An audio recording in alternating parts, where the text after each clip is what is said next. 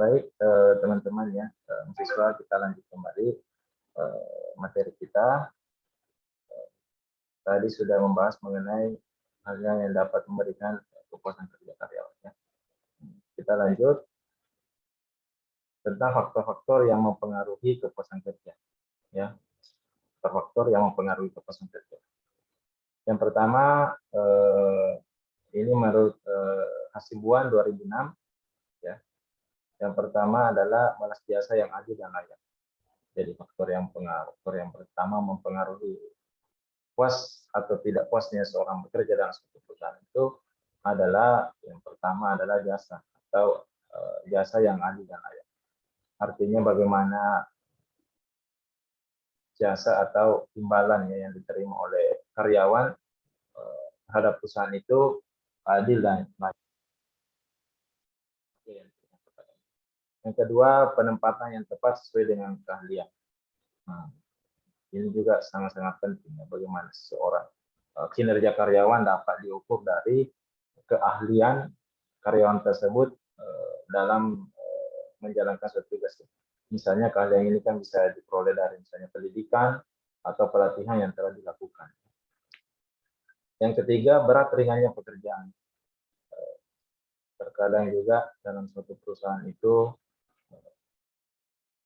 terjadi kecemburuan sosial misalnya antara si A dengan si B yang memiliki jabatan yang sama, memiliki gaji yang sama, tetapi beban kerja dari masing-masing orang ini berbeda ya. Jadi bagaimana ini harus menjadi perhatian pimpinan kepada karyawan. Yang keempat, suasana dan lingkungan pekerjaan. Jadi suasana dan lingkungan pekerjaan ini juga merupakan faktor yang mempengaruhi kepuasan kerja. Jadi bagaimana tadi sudah di atas kemarin tadi sudah dibahas ya mengenai ini ya lingkungan kerja. Yang kelima, peralatan yang menunjang pelaksanaan pekerjaan. Jadi ada alat-alat yang menunjang seperti misalnya laptop ya atau komputer yang harus sesuai dengan standar. Misalnya di tim IT biasanya membutuhkan hal-hal yang sesuai dengan speknya ya. Jadi misalnya peralatan yang sesuai dengan pekerjaan tersebut. Jangan sampai kurang memenuhi standar akhirnya dapat melakukan tidak efektif pada pekerjaan tersebut. Yang keenam, sikap pimpinan dalam kepemimpinan. Jadi sikap pimpinan dalam kepemimpinan. Jadi bagaimana seorang pemimpin ya dalam melakukan atau memegang kendali dalam suatu perusahaan. Jadi harus selalu melakukan evaluasi, monitoring kepada karyawan, kepada seluruh karyawan. Yang ketujuh, sifat pekerjaan monoton atau tidak. Jadi faktor yang ketujuh yang mempengaruhi kepuasan kerja, bagaimana sifat ya pekerjaan itu monoton atau tidak. Artinya ada perubahan atau ada perkembangan dalam melakukan pekerjaan. Yang misalnya dulunya menggunakan banyak kertas ya sebagai contoh, nah sekarang sudah banyak menggunakan teknologi atau IT ya. Yang selanjutnya di sini ada menurut Yandi ya, faktor-faktor yang mempengaruhi kepuasan kerja menurut Yandi. Di sini ada dua, ada halaman 145 dengan halaman 146 ya. Yang pertama pergantian pegawai. Jadi kepuasan kerja yang lebih tinggi berkaitan dengan tinggi rendahnya tingkat pergantian karyawan, begitupun sebaliknya. Karyawan yang kurang puas biasanya bergantian akan tinggi. Ya. Misalnya dalam satu perusahaan baru misalnya 3 bulan, ya bahkan misalnya baru 1 bulan bekerja atau penempatannya di perusahaan tersebut, sudah minta untuk pindah misalnya. Nah, itu sebenarnya bisa dipastikan bahwa karyawan tersebut tidak puas bekerja di situ. Yang kedua, ketidakadilan. Karyawan yang kurang puas cenderung ketidakhadirannya tinggi dan ketidakhadirannya yang tidak jelas. Ketidakhadirannya, jadi ketidakhadirannya itu untuk karyawan yang tidak puas.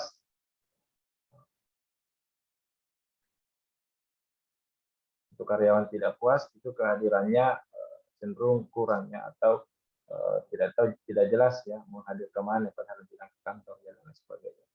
Artinya kurang kehadirannya untuk datang ke kantor. Ya. Yang ketiga, usia.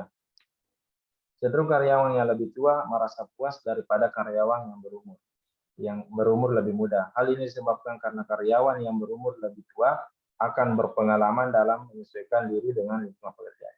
Sementara karyawan yang lebih muda biasanya mempunyai harapan yang baik mengenai dunia kerjanya, sehingga apabila terdapat kesenjangan dapat menyebabkan mereka tidak puas. Ya, misalnya seorang karyawan yang usianya sudah tua ya, misalnya 50-an, 60-an itu biasanya dia akan cenderung lebih puas ya, dibanding misalnya seorang karyawan yang baru berusia muda ya, misalnya 20 tahun ya, atau 30 tahun. Ya. Nah, biasanya selalu tidak puas ya. Jadi terkadang di usia muda itu seorang karyawan ingin mencari pekerjaan yang sesuai ya, atau bidang pekerjaan yang sesuai dengan hobi atau dia senang ya. Yang keempat, tingkat pekerjaan. Karyawan yang memiliki tingkat pekerjaan lebih tinggi cenderung merasa lebih puas daripada pekerjaan itu lebih menunjang kemampuan kerja yang lebih baik. Juga mempunyai penghasilan yang lebih baik dan sebaliknya. Jadi tingkat pekerjaan yang lebih tinggi cenderung merasa lebih puas ya. Jadi misalnya seorang karyawan yang menduduki jabatan tertentu, misalnya seorang manajer atau seorang wakil manajer, dia cenderung lebih puas bekerja di perusahaan tersebut dibanding misalnya seorang yang tidak menduduki jabatan.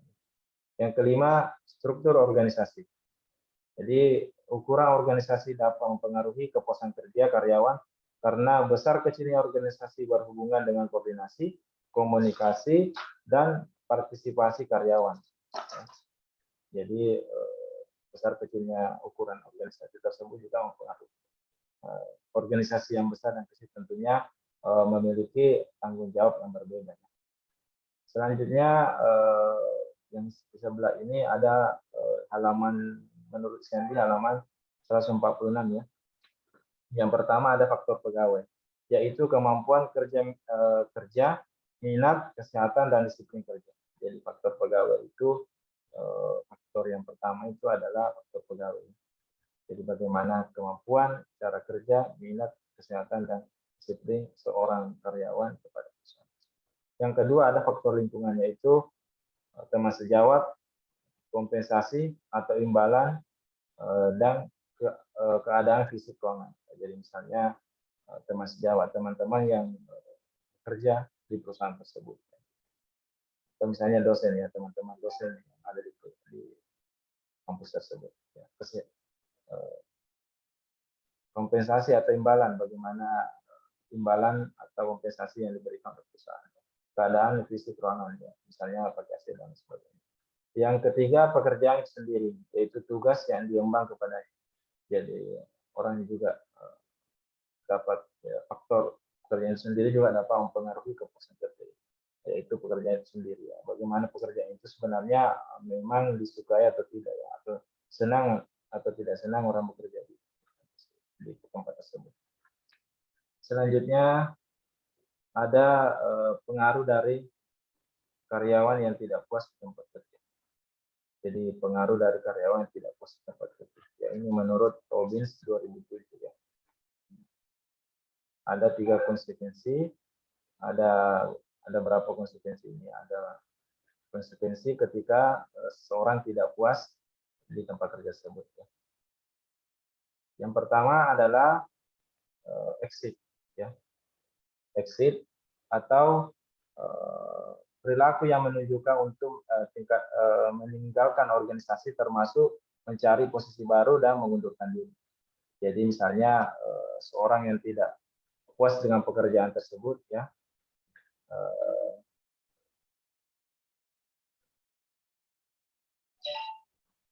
jadi misalnya seorang yang tidak puas dengan pekerjaan tersebut, ya, dapat melakukan misalnya keluar ya atau exit. Perilaku ini menunjukkan untuk meninggalkan organisasi ya, bagaimana seorang karyawan itu berhenti atau meninggalkan organisasi, ataukah misalnya mencari posisi baru atau mengundurkan diri ya. Nah, misalnya untuk mencari posisi baru bisa saja di perusahaan yang sama ya. Bisa saja mencari posisi baru di perusahaan yang sama.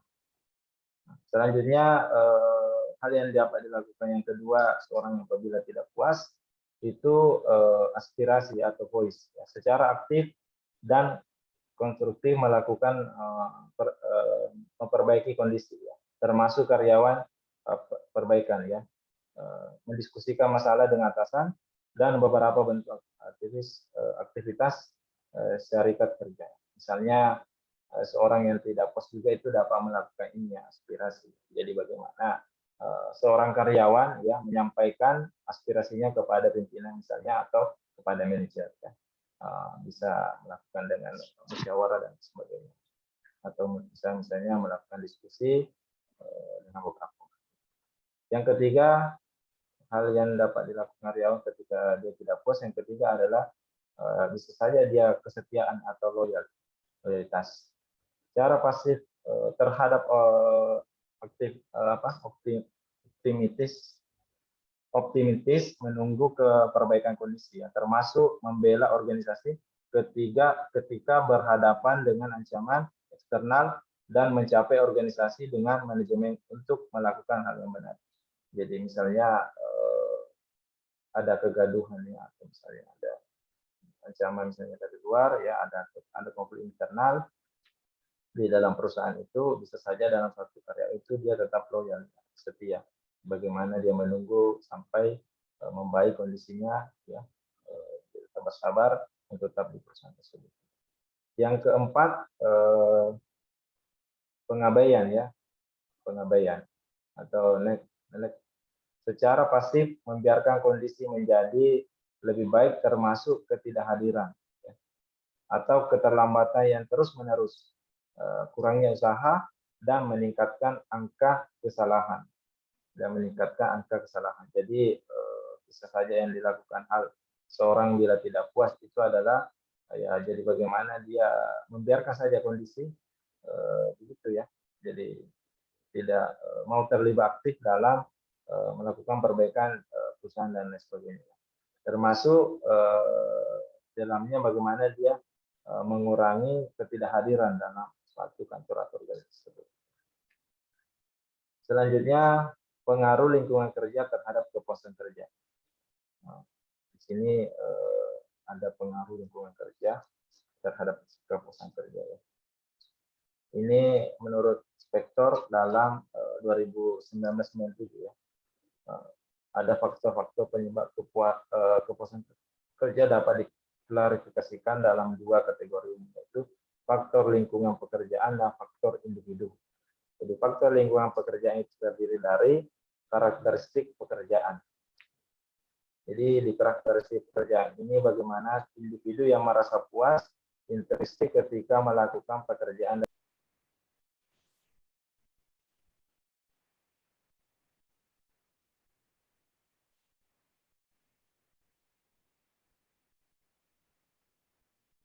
Oke, kita lanjut. Jadi bagaimana di karakteristik pekerjaan ini ya, sudah tadi kita bahas. Yang kedua, batasan dari organisasi. Batasan dari organisasi adalah kondisi lingkungan pekerjaan yang menghambat performa kerja karyawan. Karyawan yang mempersiapkan adanya tingkat batasan yang tinggi cenderung untuk tidak puas dengan pekerjaan. Jadi terkadang juga dalam satu perusahaan atau organisasi itu ada karyawan yang proaktif ya melakukan koordinasi atau melakukan pekerjaan tersebut. Yang ketiga, peran dalam pekerjaan. Ya. Peran dalam pekerjaan di sini bagaimana ambiguitas, peran dan konflik, peran memiliki hubungan dengan kepuasan kerja. Karyawan yang mengalami ambiguitas peran ketika ia memiliki kepastian mengenai fungsi dan tanggung jawabnya dalam bekerja. Sedangkan konflik peran terjadi ketika individu mengalami tuntutan yang bertentangan dengan fungsi dan tanggung jawabnya. Jadi peran dalam pekerjaan ini artinya bagaimana sebenarnya seorang karyawan itu sudah diberikan tanggung jawab untuk melakukan pekerjaan. Tapi karena ada ya ketidakpuasan sehingga dia melakukan hal-hal yang kurang baik kepada perusahaan. Yang keempat, Yang keempat, sini ada konflik antar pekerja dan keluarga. Konflik antar pekerja dan keluarga terjadi ketika tuntutan dalam pekerjaan dan tuntutan keluarga saling bertentangan. Konflik tersebut memiliki hubungan yang signifikan dengan kepuasan kerja karyawan. Karyawan yang mengalami tingkat konflik yang tinggi cenderung untuk memiliki tingkat kepuasan kerja yang rendah. Jadi misalnya seorang karyawan ya, kebetulan misalnya ada bersamaan antara pekerjaan dan keluarga. Jadi terkadang biasa timbul konflik antar keluarga dan pekerjaan. Yang kelima, gaji. Hubungan antar tingkat gaji dan kepuasan kerja cenderung lemah. Sehubungan tersebut menunjukkan bahwa gaji bukan merupakan faktor yang sangat kuat berpengaruh terhadap kepuasan kerja. Namun tingkat gaji bukan merupakan hal yang penting. Keadilan dalam pembayaran gaji dapat menjadi sangat penting. Karena karyawan yang membandingkan dirinya dengan karyawan lain akan tidak puas jika ia memperoleh gaji yang lebih rendah daripada karyawan lain sedangkan pekerjaannya sama. Jadi misalnya di gaji ini sebenarnya tingkat pengaruhnya itu tidak terlalu tinggi. Tetapi ketika seorang karyawan ya antara karyawan A dengan karyawan B memiliki keterlambatan ya atau ketidakadilan dalam pembayaran gajinya, itu sangat besar pengaruhnya terhadap kepuasan kerja. Yang keenam, stres kerja. Dalam setiap pekerjaan, setiap karyawan akan menghadapi kondisi dan situasi yang dapat mereka rasakan tertekan atau stres. Kondisi dan situasi tersebut tidak hanya dipengaruhi oleh keadaan emosional pada waktu yang singkat, tetapi juga kepuasan kerja dalam jangka waktu yang lebih lama. Adapun situasi dan kondisi dalam pekerjaan yang dapat membuat karyawan merasa tertekan adalah beban kerja, tuntutan pekerjaan yang dimiliki oleh karyawan, kontrol, kebebasan yang diberikan kepada karyawan untuk membuat keputusan tentang pekerjaan mereka, dan jadwal kerja. Kondisi tersebut memiliki hubungan dengan tingkat kepuasan kerja karyawan. Jadi misalnya untuk stres kerja ini ya terkadang dalam suatu pekerjaan ya, kita yang bekerja misalnya di bidang, anggaplah contoh misalnya di bidang keuangan ya, atau sebagai bendahara, tentunya kita biasa memiliki ya, atau terkadang perusahaan karyawan tersebut memiliki beban kerja yang tinggi ya. Saya contoh misalnya di dinas-dinas ya, misalnya di akhir tahun itu sudah mulai ya, mulai dari bulan bahkan 3 bulan sebelumnya sudah melakukan atau membuat laporan pertanggungjawaban. Nah, selanjutnya ada faktor individu. Ada di sini ada dua ya faktor individu. Yang pertama karakteristik pribadi, jadi bagaimana kondisi pribadi seseorang ya dalam suatu perusahaan. Yang kedua kesesuaian antara individu dengan pekerjaan. Jadi bagaimana juga individu merasa cocok ya, merasa mencintai atau suka terhadap pekerjaannya. Jadi kalau tidak suka itu bisa saja karyawan tersebut tidak puas terhadap pekerjaan. Selanjutnya ada penelitian terdahulu ya. Di sini ada beberapa penelitian terdahulu tentang pengaruh lingkungan kerja terhadap kepuasan kerja karyawan. Nanti teman-teman saja baca di PowerPoint-nya yang sudah saya kirim di Stopit, disimak ya. Nah, di sini ada beberapa penelitian terdahulu yang menunjukkan pengaruh antara lingkungan kerja dan selanjutnya di sini ada teori klasik ya, teori klasik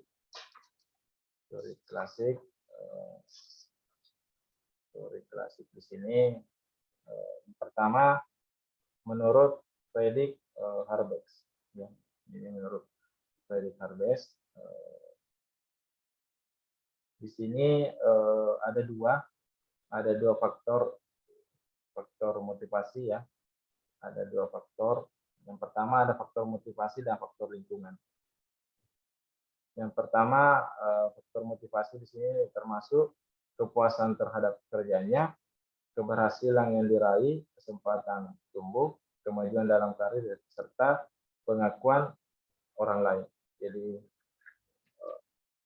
Jadi yang faktor motivasi yang pertama ini adalah hal-hal yang dapat mendorong prestasi, ini bersifat intrinsik ya, dalam arti dalam diri seseorang. Jadi faktor motivasi ini berasal dari dalam diri seseorang. Yang pertama ada kepuasan terhadap pekerjaan, keberhasilan yang diraih, kesempatan untuk tumbuh ya, kesempatan untuk tumbuh ini biasanya ada pengembangan karir ya, ada kenaikan pangkat, jabatan dan sebagainya.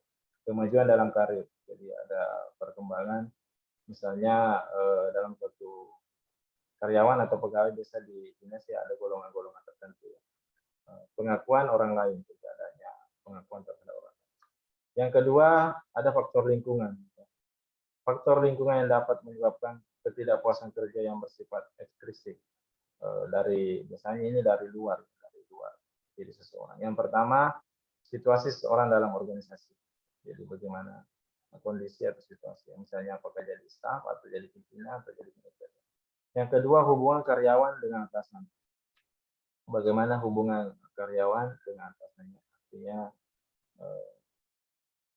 harus terjaga atau terjalin dengan baik. Kalau ada yang mau disampaikan, silakan sampaikan dengan baik. Yang ketiga hubungan seorang karyawan dengan rekan kerja. Nah, terkadang juga dalam suatu organisasi atau suatu perusahaan ya, kadang ada gesekan-gesekan antara pribadi atau individu dalam organisasi tersebut. Yang keempat kebijakan organisasi.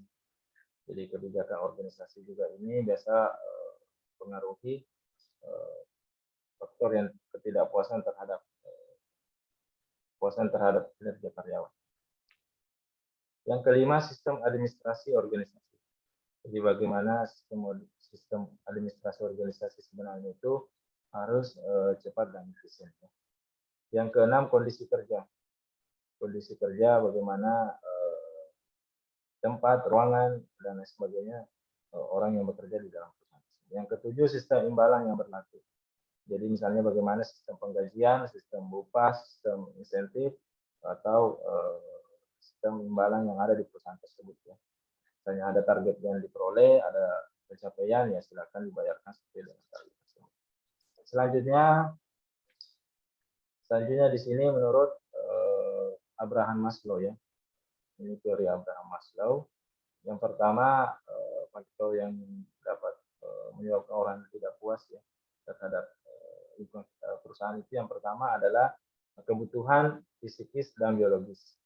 Jadi bagaimana sebenarnya kebutuhan dasar manusia ini terpenuhi ya, dalam perusahaan. Yang kedua, kebutuhan kebebasan dari ancaman.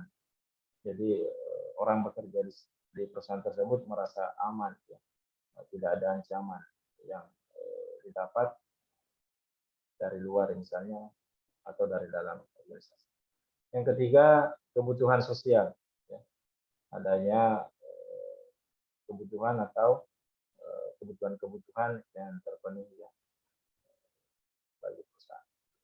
Yang keempat, kebutuhan akan penghargaan diri. Jadi dalam suatu perusahaan misalnya ada reward, ya, ada reward yang selalu diberikan.